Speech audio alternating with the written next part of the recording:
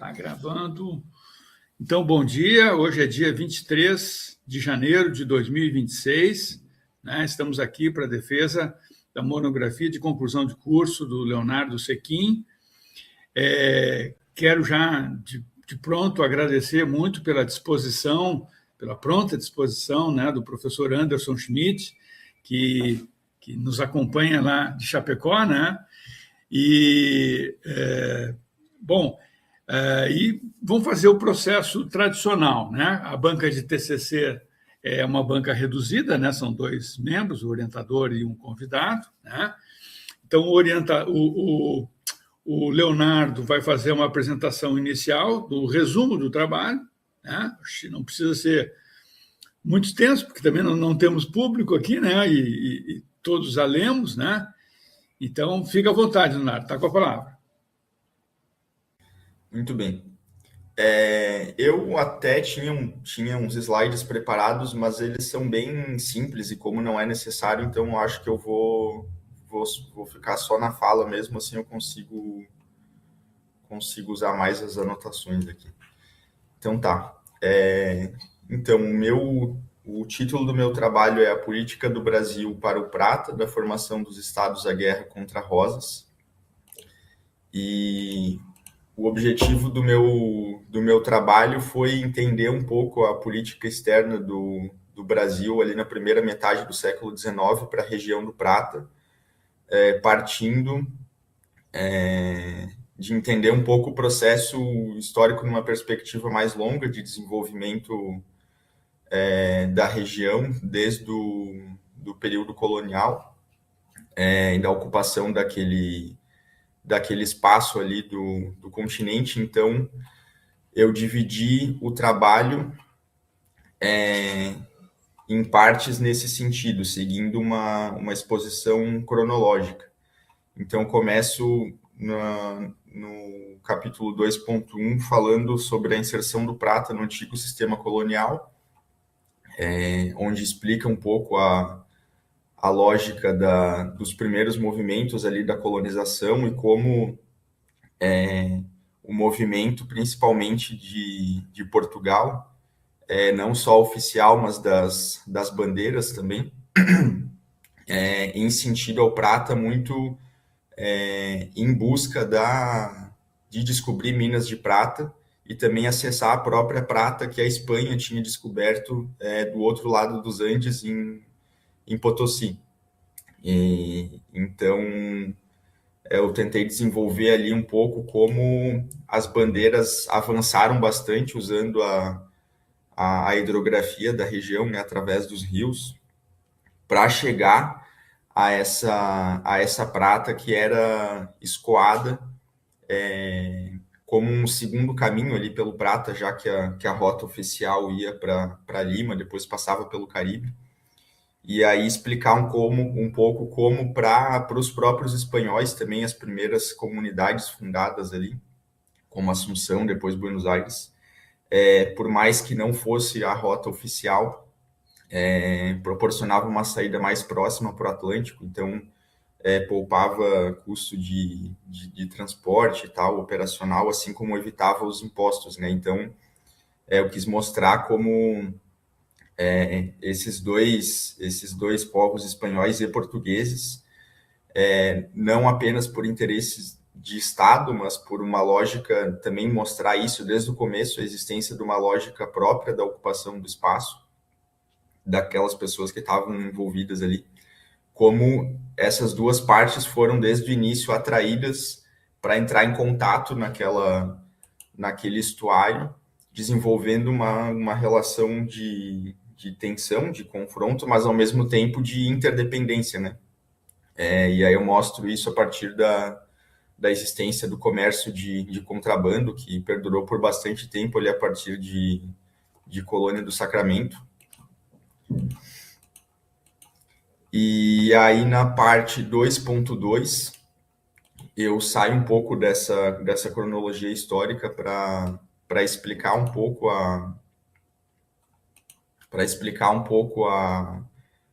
essas peculiaridades da sociedade rural do Prata no início do século XIX e mostrar como essa relação formada no período colonial, apesar das independências, ela atravessa muito a formação dos estados e persiste, porque a sociedade se estruturou muito a partir daquelas formas, e aí uma economia delimitada pela questão da navegação dos rios, e principalmente numa porção específica do Prata, da região que compreende o Pampa, que com o passar do tempo acabou tendo a economia baseada na criação do gado, produção de charque, e como essa atividade econômica delimitou muito as formas de organização social e também, num segundo momento, as disputas políticas na região. E aí discuto um pouco muito por conta da fragilidade dos estados oficiais naquele momento, a proeminência da figura dos caudilhos, que se confundem um pouco como figuras particulares e figuras de Estado, e aí eu discuto um pouco a questão da estância como uma instituição militar também de guarnição da fronteira, e como os próprios estados vão acabar tirando proveito dessa relação. E aí na parte 2.3 volto para a exposição, falando já sobre a intervenção portuguesa na Banda Oriental e a Guerra da Cisplatina. Aí discutindo um pouco o que seria um ensaio de uma política brasileira para a região naquele momento, depois da chegada da corte no Brasil, quando a monarquia começa a ter um pouco uma visão mais particular dos assuntos a partir já do Rio de Janeiro e não tanto da metrópole. E aí, como aquela região ali da Banda Oriental acaba sendo um objeto de ambição de Portugal, já por uma pressão que já começa a existir dos criadores do Rio Grande do Sul pelos estoques de gado e tal. E também entra nesse momento que começa a entrar em questão as ambições de Buenos Aires também, porque tem a Revolução de Maio, a desintegração do vice-reinado, e essa tentativa que começa ali, que vai persistir por muitos anos de Buenos Aires, de tentar reconstituir de alguma forma os limites do antigo vice-reinado que incluía aquela região. E aí passo brevemente pela revolta do Artigas, explicando como teve diferente da Revolução de Maio, como teve um caráter mais popular da população rural do campo, sem posses e tal, e como Portugal usa essa revolta como pretexto para ocupar a região e acabar anexando ela, como província da Cisplatina. E aí tem o primeiro conflito tem a independência do Brasil em 22, e aí logo depois tem o primeiro conflito de estados independentes ali na região, que seria do Império do Brasil contra Buenos Aires. E aí eu acabo colocando como os confrontos foram conclusivos do ponto de vista militar, né? Tem a Batalha do Passo do Rosário, que é desfavorável para o Brasil, mas também não conclui a guerra a favor de Buenos Aires pela superioridade naval do Brasil, e acaba sendo resolvida pela mediação da Inglaterra com a criação do Uruguai. E aí eu vou para o ponto 2.4, que são as pressões sobre a política externa do Brasil no Prata, que são a Ascensão de Rosas, a Revolta Farroupilha e a Guerra Civil no Uruguai.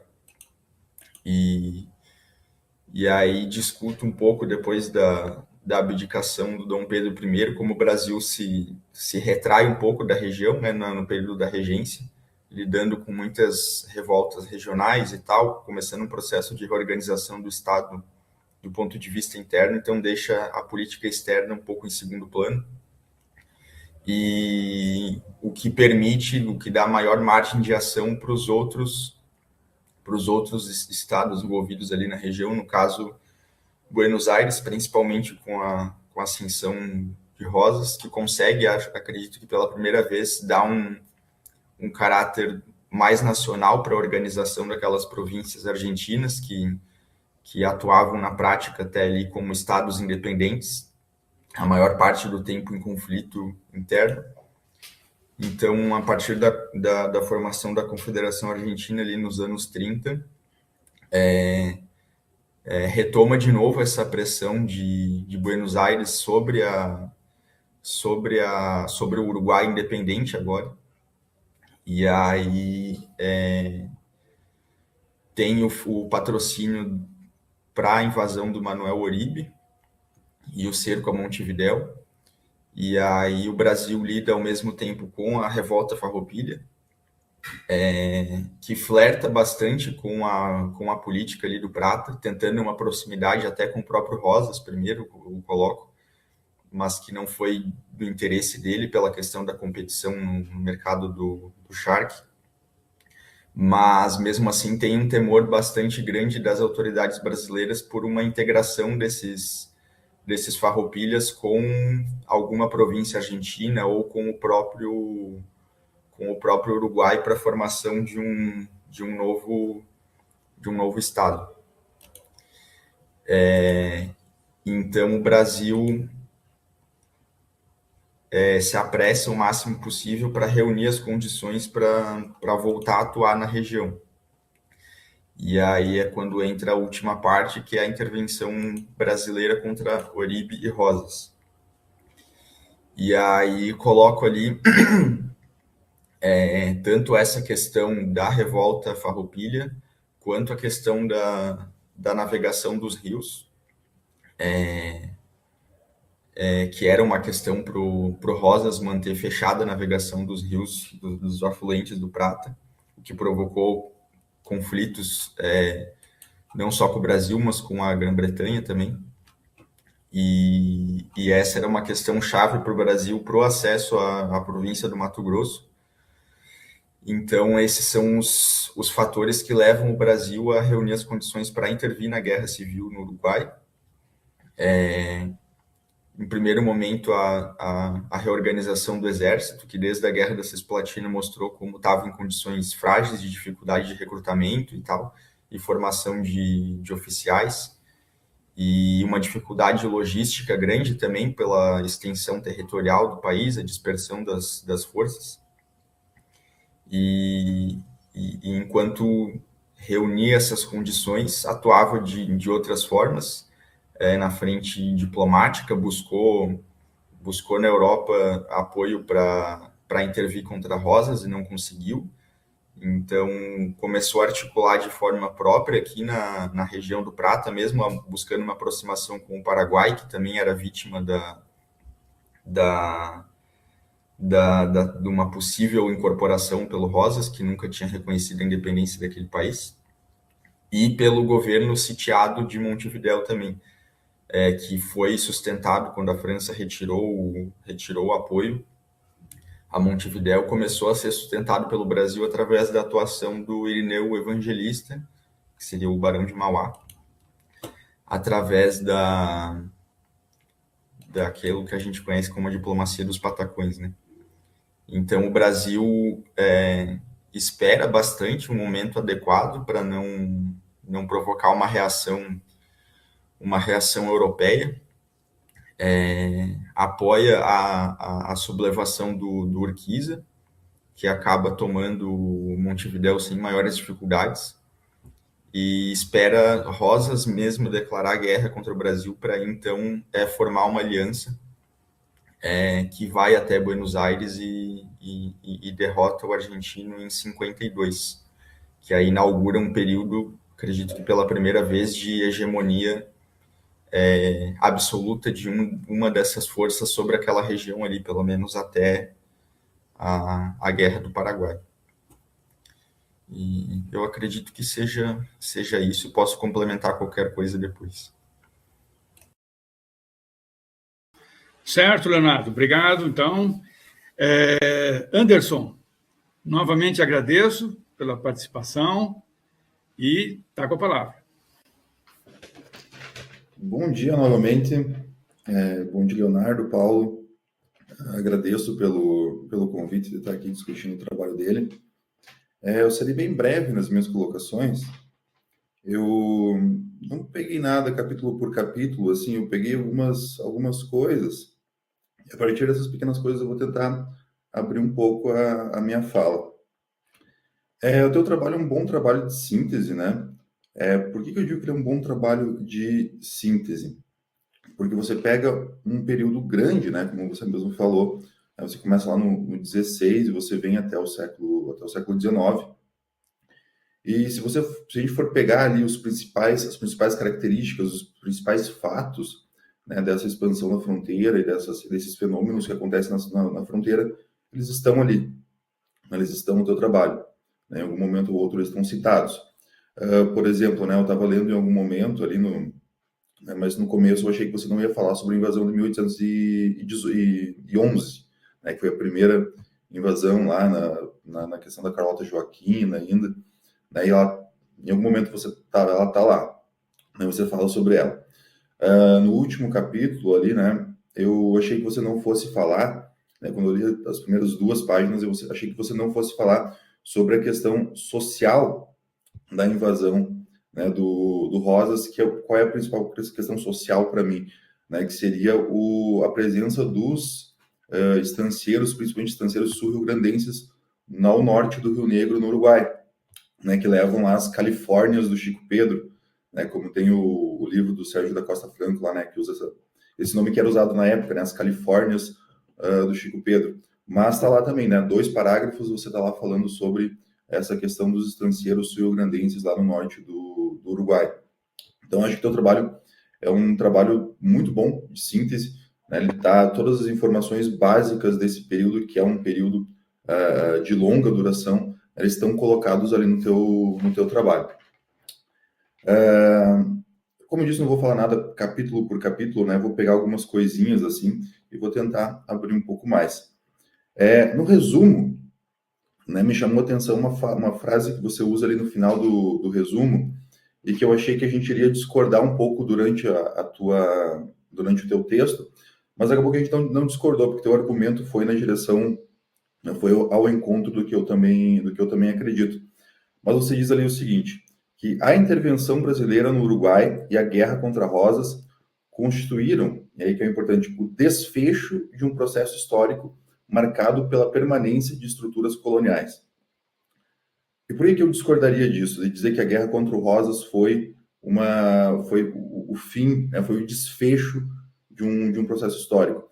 Porque eu acho que esse desfecho desse processo histórico de presença e de intervenção no Brasil, na região do Prata, ele se dá na Guerra do Paraguai, não na guerra contra o Rosas.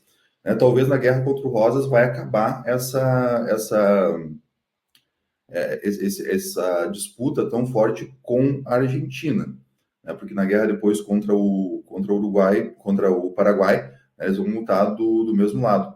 Mas eu acho que não está correto você dizer que fecha um fenômeno histórico lá de um processo colonial, né? Porque esse processo, para mim, ele vai se fechar lá na Guerra do Paraguai. Né, e é um processo que ele começa lá no final do século XVIII mesmo, né, com essa vinda desse centro de decisões de Portugal para o sul, né, lá com a transferência da capital do Rio de Janeiro, de Salvador para o Rio de Janeiro, né, toda essa relevância que é trazida de novo para essa região sul da América Portuguesa, né, que para mim vai se fechar bem depois, então. Ele pode fazer parte, né, ali de uma recentralização do império, né, talvez, né, porque fecha essa grande porta com esse inimigo do sul, e é 1850, 51, né, então é ali o mesmo período em que se centraliza a Guarda Nacional, o mesmo período da Lei de Terras, o mesmo período em que acaba, né, 2 anos antes tinha acabado a Praieira, lá em Pernambuco, que foi a grande última revolta ali do período da primeira metade do século XIX. Então um fato talvez que ajuda a centralizar de fato, né, e a consolidar o Estado Nacional brasileiro durante o Império, né, mas ele não acaba em si com essas, não dá um desfecho para essas disputas do período colonial. Na página 18 e 43, né, você usa o termo gaúchos. Você usa depois também em outras páginas, né, na 22, na 23, lá pelo final, acho que na 40 e... Não lembro qual outra página você usa também, mas e você usa nessas outras páginas, você usa de uma maneira correta. Você está falando dos gaúchos, né, do tipo social daquele momento. Mas na 18 e 42 você usa gaúchos para falar como sinônimo de sul-rio-grandense da época. E aí a gente entra num termo que não era utilizado na época, né, o que era utilizado, mas não era utilizado daquela forma. Né? Então, ali seriam sul-rio-grandenses, porque você chamar alguém de gaúcho na época, né, era uma ofensa. Né? Ou seja, um estancieiro chamar o outro de gaúcho. Então a gente tem que ter cuidado com esses anacronismos, né, de usar os termos que são usados na época mesmo, né, porque pode às vezes causar uma confusão, e nós como historiadores temos que ter um cuidado com os termos que a gente está usando ali. Na página 22 também, né, você fala que os estancieiros, né, ali você está falando do Rio Grande do Sul, os estancieiros eles eram empossados de patentes militares. Sim, né, a maioria deles eram empossados de patentes militares. Porém, né, há alguns estudos já, eu lembro aqui principalmente do estudo do Luiz Augusto Farinati, que é um professor da Federal de Santa Maria, né, que na tese dele, ele parte desse princípio, né, de que esses grandes latifundiários eram militares e tinham lá eram estancieiros e tinham grandes postos militares, e aí ele começa ali na documentação mesmo, né, e ele vê que muitas vezes esses grandes proprietários, eles não tinham grandes postos militares. E ele pega assim, beleza, ele não era o grande, mas quem que era então o grande chefe militar daquela região? Ele vai lá e começa a analisar, né, as posses dessa pessoa, que era o grande militar, começa a analisar as relações de compadrio dele, e ele vê que muitas vezes esse grande estancieiro, ele não deixava de ter o poder, mas ele não era exatamente, não necessariamente ele era lá o grande coronel, o grande tenente-general das tropas, porque era um compadre dele, era um apadrinhado, era alguém que trabalhava na instância dele, que era colocado nessa posição mais alta, e não necessariamente ele. E isso é uma coisa que, se a gente não for para a documentação, a gente não consegue perceber. Né? Isso está lá, um dos trabalhos que eu lembro que fala isso é a tese do Luiz Augusto Farinati. Né? E é uma coisa muito importante para a gente perceber, para a gente entender como funciona essas relações de clientelismo que vão formar, né, a base social da região da fronteira, do Brasil com o Uruguai e com a Argentina. A questão do caudilismo, né, que na página 23 e 24 você toca, na página 24, né, para mim você descreve muito bem ali o caudilismo, né, uma concentração de autoridade nesses estancieiros. E você está falando ali principalmente dos estancieiros da região platina, né, do Uruguai, da Argentina e das províncias litorâneas ali de Santa Fé, do norte, as províncias rebeladas ali do norte da Argentina. Na página 23, né, você fala em estancieiro caudilho pro Rio Grande do Sul. Eu acho que talvez você use ali o Guazelli, e eu acho que dá para usar, não precisa tirar o que você colocou ali, porque não está errado, mas é uma coisa que a gente deve pensar também, que o caudilismo, ele é um fenômeno muito forte e demarcado dentro dos estados das repúblicas independentes do Prata, do Uruguai, da Argentina, algum outro país, mas pegando só o Prata ali mesmo, né, o Uruguai e a Argentina. Lá, né, o fenômeno do caudilismo ele é muito forte. Por quê? Porque esses estancieiros, eles eram locais e eles tinham o poder de Estado ali. Né? Eles não reconheciam o Estado que estava se formando em outro local. Então, eles criavam estruturas de governo dentro, né, locais mesmo, dentro dessas suas localidades, geralmente ligadas aos antigos cabildos. E isso é algo que não acontece no Rio Grande do Sul, nem no Rio Grande do Sul. Né, porque a não ser no pequeno período da Farroupilha, onde deixa de se reconhecer o governo central, em nenhum momento há né, nem no período colonial e principalmente depois no período independente, né, que é o caudilismo em si, principalmente no período independente, não há essa ideia de que não estamos representando nenhum governo, né? Todos eles se colocavam como representantes do governo central, né, de alguma forma ou de outra.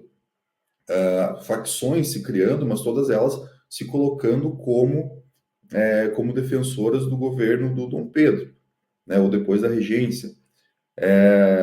Então, assim, o caudilismo em si, né, o caudilismo puro, dá para se dizer, ele é um fenômeno do Rio da Prata, né, de Uruguai e da Argentina. No Rio Grande do Sul, o caudilismo ele tem que sempre vir com um asterisco mental ali, quando a gente pensa no caudilismo do Rio Grande do Sul, porque eles não tinham um grau de independência, de institucionalização que lhes permitisse criar basicamente uma estrutura de Estado, que era o que os caudilhos faziam lá no Uruguai, principalmente no norte da Argentina. Mas para mim não precisa mudar, tá? Não precisa mudar nada ali.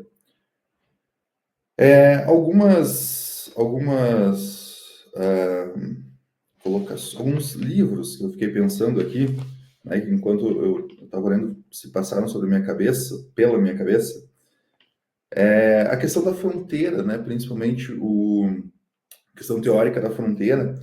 Eu acho que o Turner, né, o Frederick Turner, que é um historiador lá do final do século XIX, começo do XX ainda, né, com a questão da fronteira como uma zona de expansão, e que a partir dessa zona de expansão se dá a característica do Estado que vai se formar a partir dali. É muito mais do que questões práticas, mas uma questão da formação da identidade dessa fronteira, e essa identidade da fronteira se refletindo no caráter do Estado que vai se formar a partir dessa tensão da expansão da fronteira. E nesse caráter, né, dessa fronteira mais ampla, eu acho que a gente poderia, né, pensando nessa fronteira mais ampla, você poderia ampliar, né, também, não só para essa questão pontual da fronteira ali do Prata, mas pensar nessa expansão da fronteira portuguesa e brasileira para o sul, aí trazendo outras regiões, outras províncias, outros atores sociais, como indígenas, outros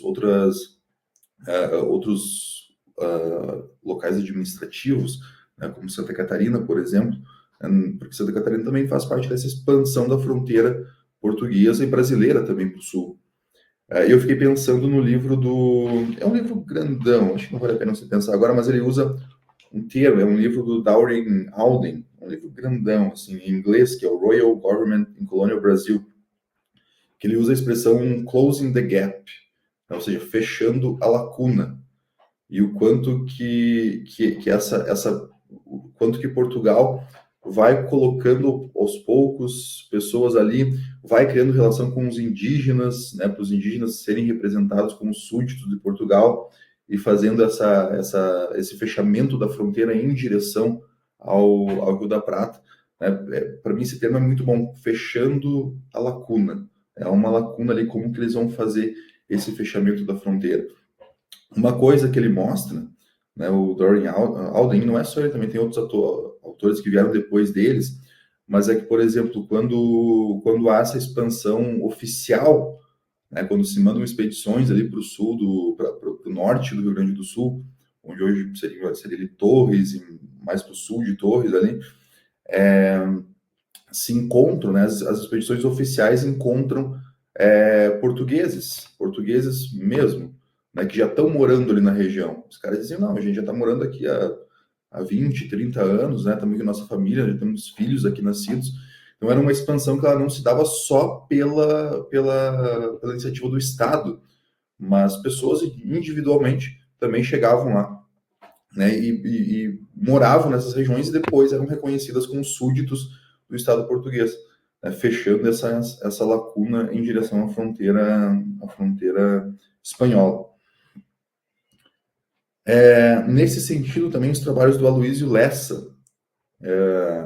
Aloysio Lessa, ele fez a dissertação dele sobre os... Me fugiu o nome agora. Quando alguém é preso e é condenado ao exílio, sobre os exílios meridionais, né, que eram pessoas de Portugal que eram condenadas e que eram enviadas para a fronteira por Portugal. Então, primeiro, lá no começo do século XVIII, elas eram enviadas principalmente para a colônia do Sacramento. Segunda metade do século XVIII, eram enviadas para o Rio Grande do Sul. E na terceira metade, no começo do século XIX, elas eram enviadas principalmente para Santa Catarina. Essa ideia de você mandar prisioneiros como súditos para ocupar essa região. E por aí eu digo isso, para ver essa fronteira sul como uma região integrada mesmo.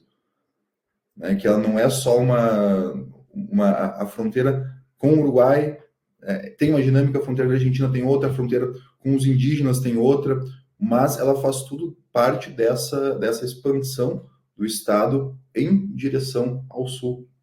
É tentar ver isso em bloco, e eu acho que isso mostra muito bem, né, esses exílios e como o Estado português, e depois o brasileiro também, como ele direciona esses exílios, né, para colocar esses súditos ali, demonstra qual local naquele momento era considerado mais importante para receber súditos do Estado que estava se formando ali.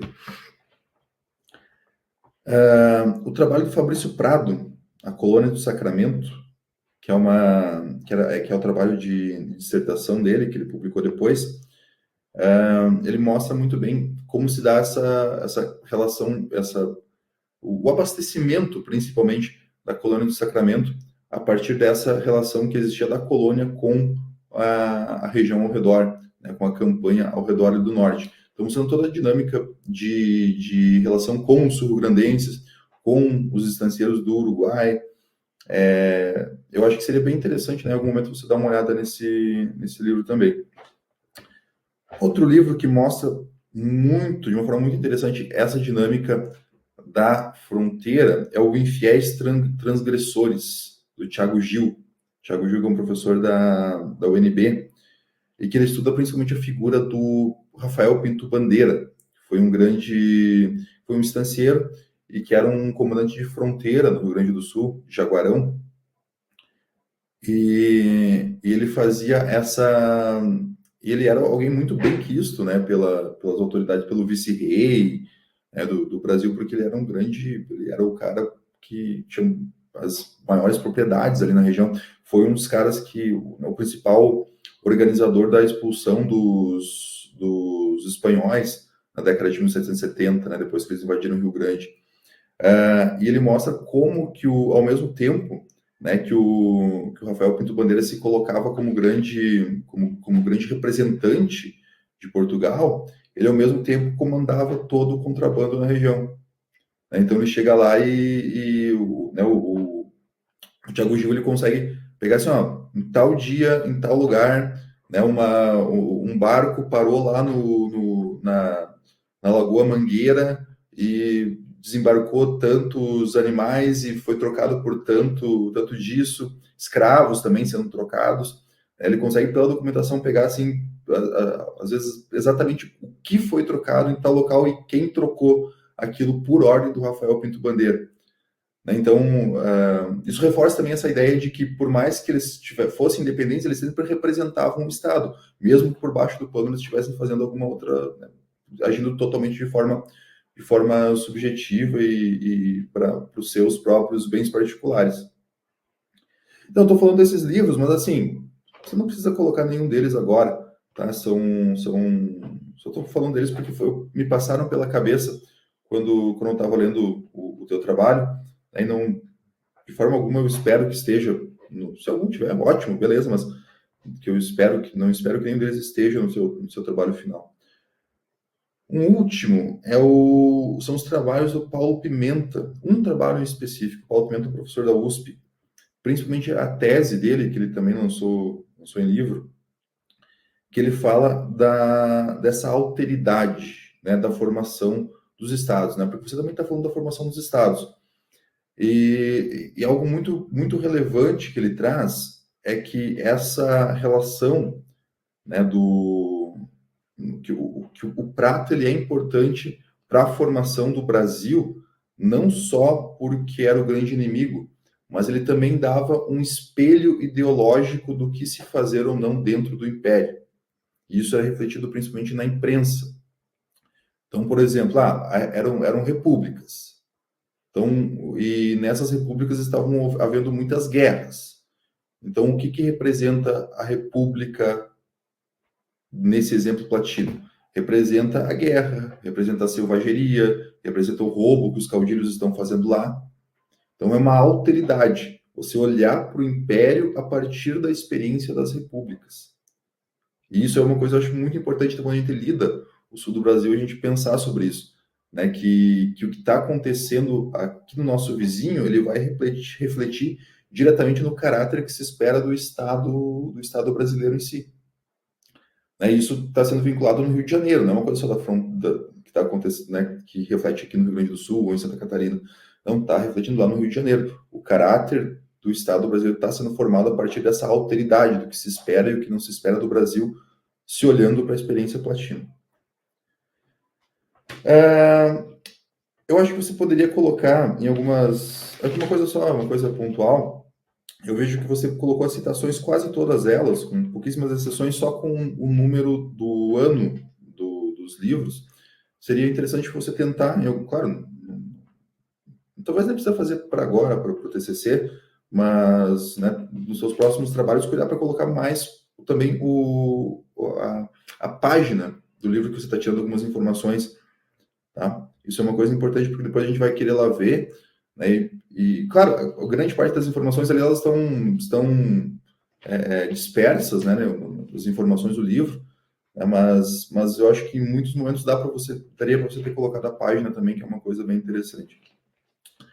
Eu tenho duas perguntas, tá, que eu gostaria de perguntar para você. Tudo que eu falei agora, depois você viu com o Paulo o que é interessante e o que não é. Como eu disse, não sei se eu já disse, mas para mim teu TCC está aprovado, tá? Não tem problema algum na aprovação. É um bom trabalho de síntese e não precisa mexer em nada do que está nele. Só talvez ali no resumo, queria que tu desse uma olhada ali no final. Duas perguntas que eu queria te fazer. Como você encaixaria teoricamente o teu trabalho? Ele é um trabalho de história política, de história militar, de história social? E por quê? Tá? Como você encaixa esse teu trabalho, teoricamente? E a segunda pergunta, como você delimitou as fontes do teu trabalho? Eu vi que ele foi um trabalho basicamente, a grande parte dele foi uma revisão biográfica, né? Não tem problema nenhum nisso, você fez isso muito bem. Vi que você trabalhou com atas e com relatórios lá no final. Como você chegou nessas fontes, como você delimitou essas fontes e como você lidou com elas? São essas duas perguntas. Fico por aqui. Obrigado.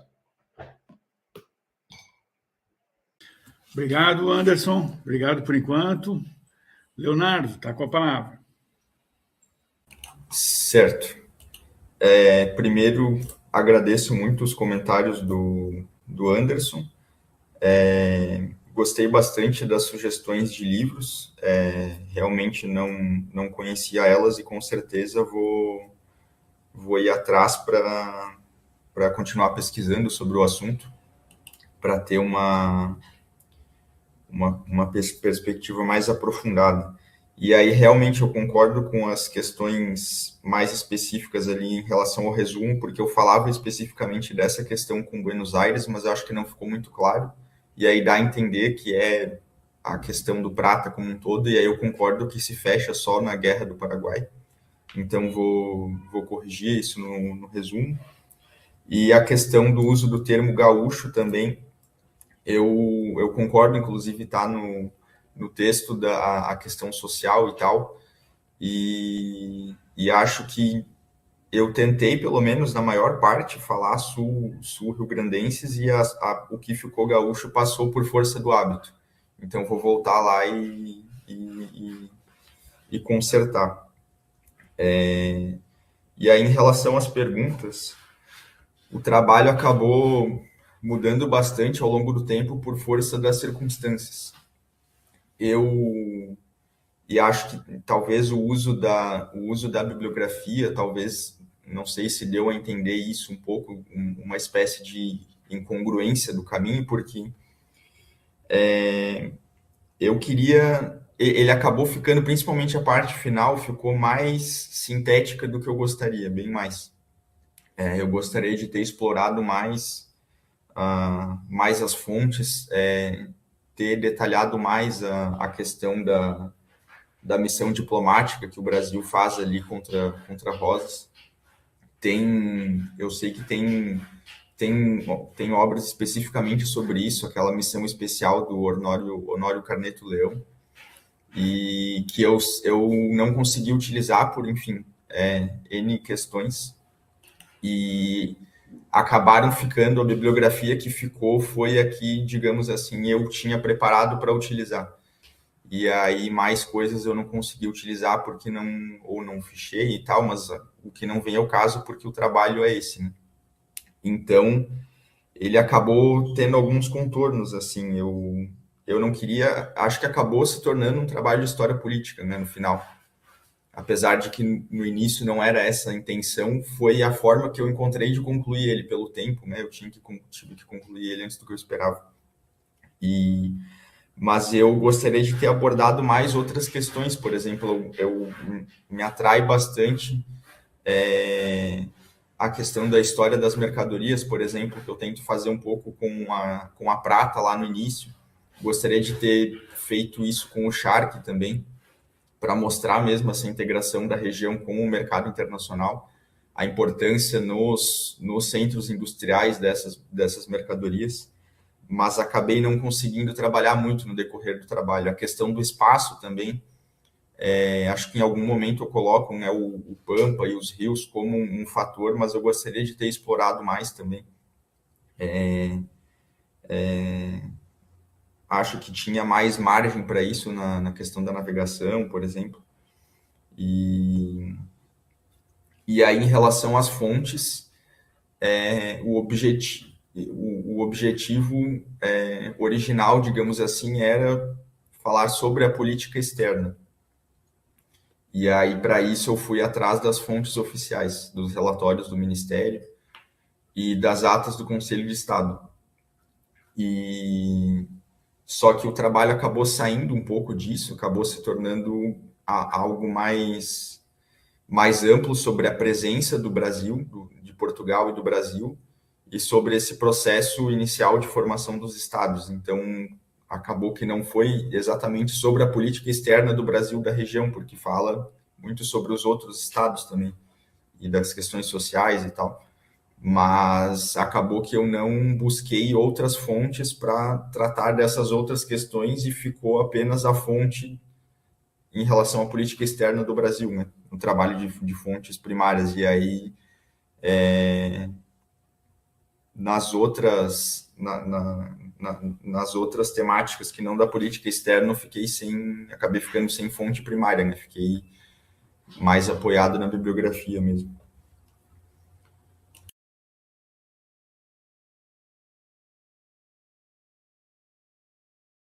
Ok. Anderson, está satisfeito? Sim, estou satisfeito. Só uma indicação, você falou do Shark, eu acho que isso vai muito bem você manda muito bem para esse lado das mercadorias. Eu também tenho me chamado muita atenção, você falou do Shark, dá uma olhada nos trabalhos do Jonas Vargas. Eu sei que ele já publicou alguma coisa sobre isso.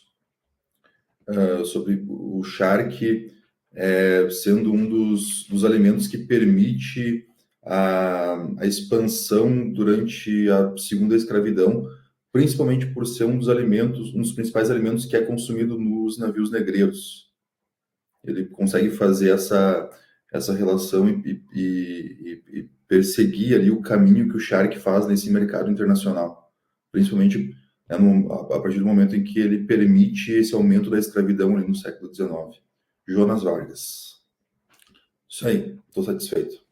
Jonas Vargas, lá da Federal de Pelotas, né? Isso. Ótimo.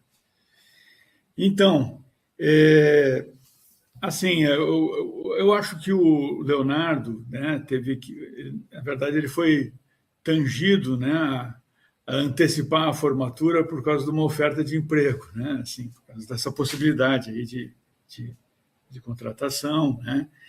E, bom, ele acabou por formar um contexto, né, bastante balanceado pela literatura, né?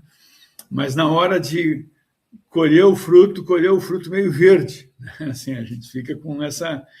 O ideal mesmo era ter um tempo maior, né, para até para aproximar mais aquela conjuntura ali de 45 a 51, acontece um monte de coisa, de várias reviravoltas, né, na política latina e brasileira, né, e internacional, né, porque são várias escalas de conflito que estão acontecendo aí nessa guerra contra o Uribe e Rosas, né?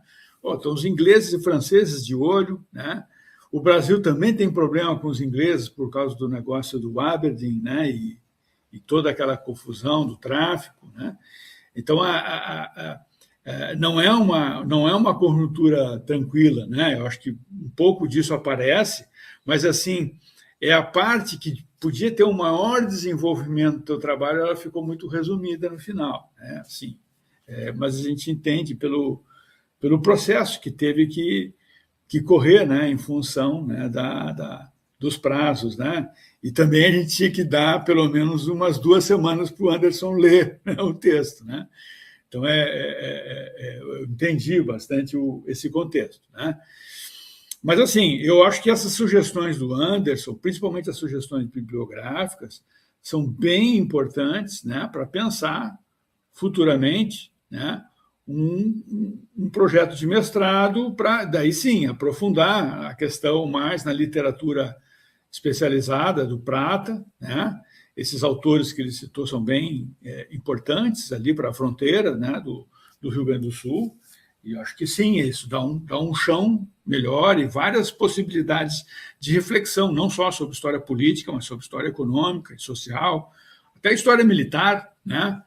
Que hoje existe como uma linha uma história social militar, né? Que não é meramente uma história de combates, mas que envolve questões do recrutamento militar, de como que isso balança a estrutura social dos países, né? E desses estados em formação, né? Então, assim, não vou fazer perguntas, porque eu sou o orientador, né? Então, assim, eu realmente também me coloco como responsável, né, pelos limites e pelos problemas do TCC do Leonardo, né? Mas eu acho que ele chegou a uma forma razoável, né, para a defesa, né? E é isso que a gente precisa avaliar hoje, né? Então, Leonardo, pode fazer tuas considerações finais, fica à vontade. Bom, aqui eu vou ser sintético e vou agradecer bastante ao professor Paulo pela disponibilidade da orientação, sempre foi muito solícito, sempre que eu busquei ajuda, sempre se mostrou disponível, e principalmente com essa questão das mudanças de prazo, né? A correria e mudança de data e por se disponibilizar também nas férias em estar fazendo essa defesa. Então, sou bastante grato por isso. E ao Anderson, da mesma forma, por, em primeiro lugar, em aceitar participar da banca, por ler o trabalho e por também se disponibilizar a estar hoje, no dia 23 de janeiro, participando da banca para que eu conseguisse concluir um pouquinho antes. Então, agradeço bastante aos dois. Legal. Então, Leonardo, eu só peço que você saia por uns 5 minutinhos, né? 4 minutos, tá? Depois você volta.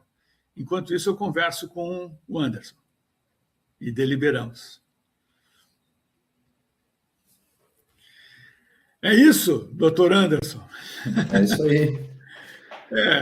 É uma pena, sabe? Porque ele estava muito bem encaminhado no início das leituras e ele ia ter mais esses próximos semestres. A ideia é que ele fosse defender em maio ou junho, né? Uhum. Então ia ter um tempo legal para amadurecer e para pegar mais coisas e tal.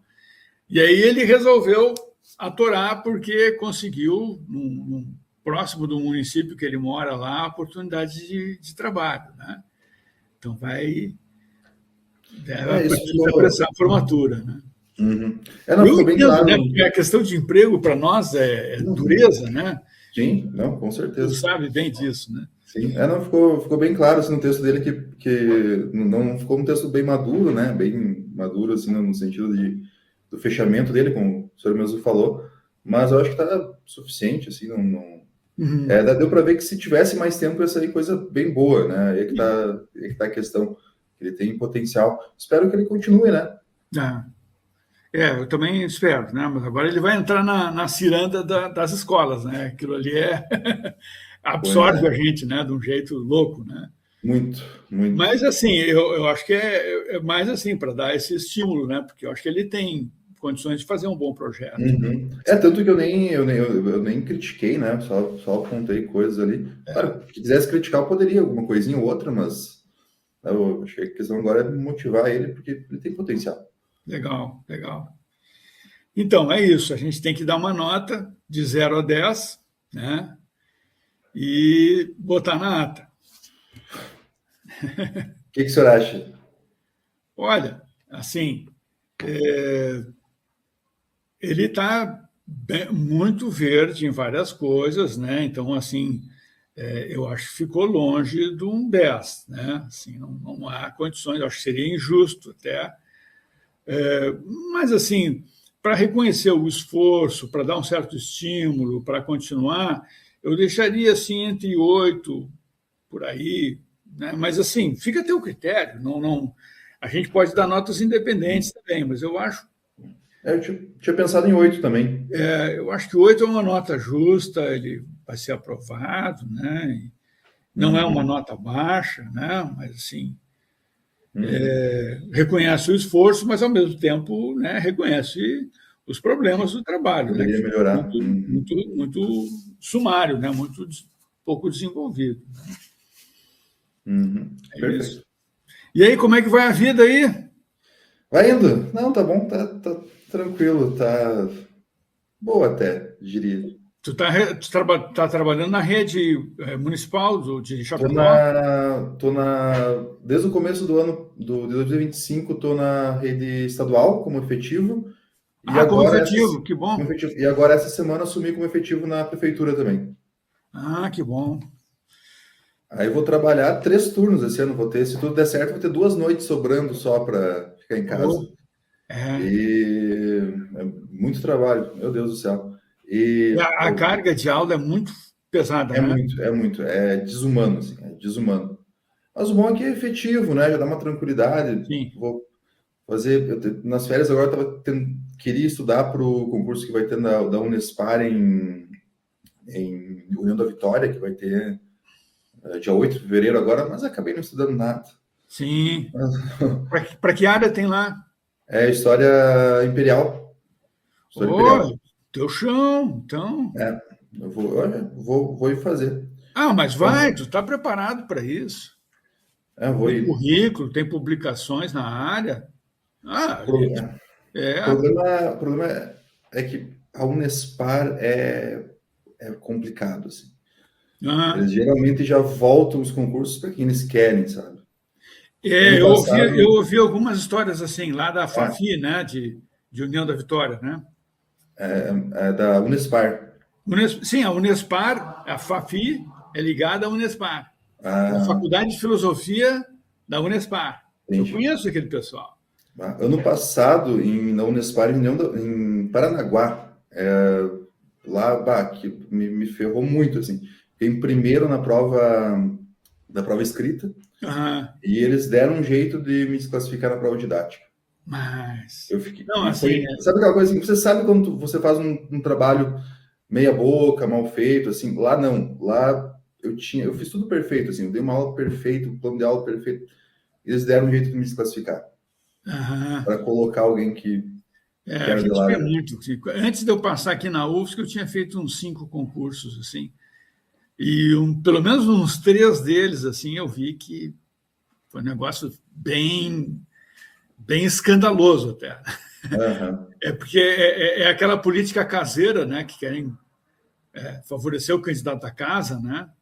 E fazem de tudo, porque a avaliação sempre tem um lado subjetivo, e principalmente na prova didática é o lugar mais vulnerável, né? Ali se vê essas coisas. É uma pena. Mas eu, se fosse tu, não desistiria desse, hein? Olha que... não, acho que eu vou fazer, sim. Um colega meu ali, que estava que era no nosso grupo de pesquisa, o Alexandre Tomporowski, acho que tu deve conhecer ele, lá de Canoinhas. Ele ficou 2 anos, ele saiu de Canoinhas, porque ele não aguentava mais lá, muita pressão na faculdade particular, e bolsonarismo, negócio pesado, assim. Aí ele conseguiu passar no concurso lá na FAFI de União da Vitória. E passar de um cara que era meio que o protegido local, assim, ele conseguiu a proeza. Foi tão bem que não tiveram como negar. Não tiveram como negar, ele estava com um currículo já bem... Já tinha 15 anos de docência, né? Então já tinha bastante... Aí e o cara era novinho, o cara que estava competindo com ele era praticamente recém-formado, assim, Então era... Mas é isso. Eu vi que o Bruno ficou em terceiro no UDESC, né? Sim, ali o Bruno me passou por linha de serviço uma rasteira que ele levou lá, sabe? Ele se queixa muito do cara que passou para o primeiro lugar, que é um orientando do Reinaldo Lom ali, né?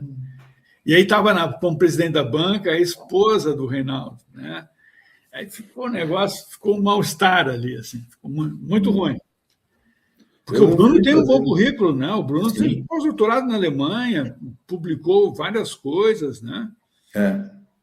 Eu não fui fazer, me inscrevi, não fui fazer esse da UDESC, porque eu não tinha entendido a dinâmica da prova, porque geralmente é um ponto sorteado, tinha 9 pontos, geralmente é um sorteado, e aí eram 2 perguntas para escrever 50 linhas sobre cada pergunta.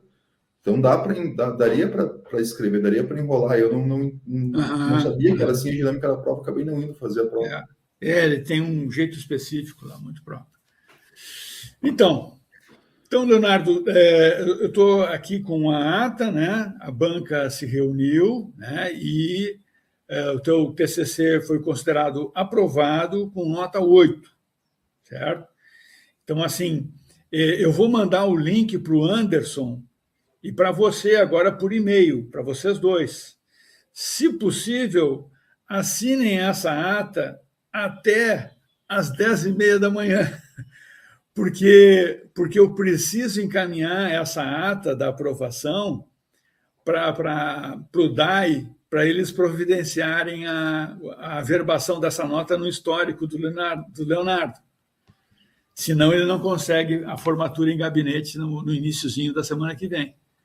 Tá? Leonardo, você também tem alguns dias, né, para fazer os ajustes finais. Eu acho que vale a pena, né, fazer aquele ajuste no ponto levantado pelo Anderson ali no resumo, né, porque aquela questão ali da palavra desfecho é muito forte mesmo, né, realmente é uma palavra muito absoluta, né, desfecho, né, e também, né, aquela contextualização do termo gaúcho, onde deve ser rio-grandense, né, eu acho que quando é gaúcho mesmo, né? No sentido do pampiano, né? Do peão, distância e tal. Agora, ali aparece algumas vezes como um sinônimo do rio-grandense, né? Então, acho que tem que só dar uma mexida ali, né?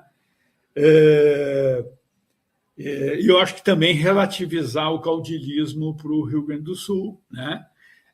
Que não é o mesmo do Prata, né? Com esse asterisco, né, proposto pelo Anderson, que eu acho que é correto, né? Aqui a gente tem, no Rio Grande do Sul, se tem eu estou dizendo aqui no Rio Grande do Sul, né, como se estivesse lá, né?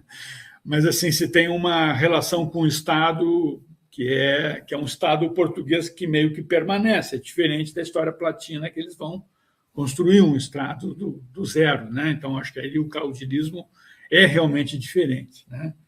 Embora tenha muita semelhança, né?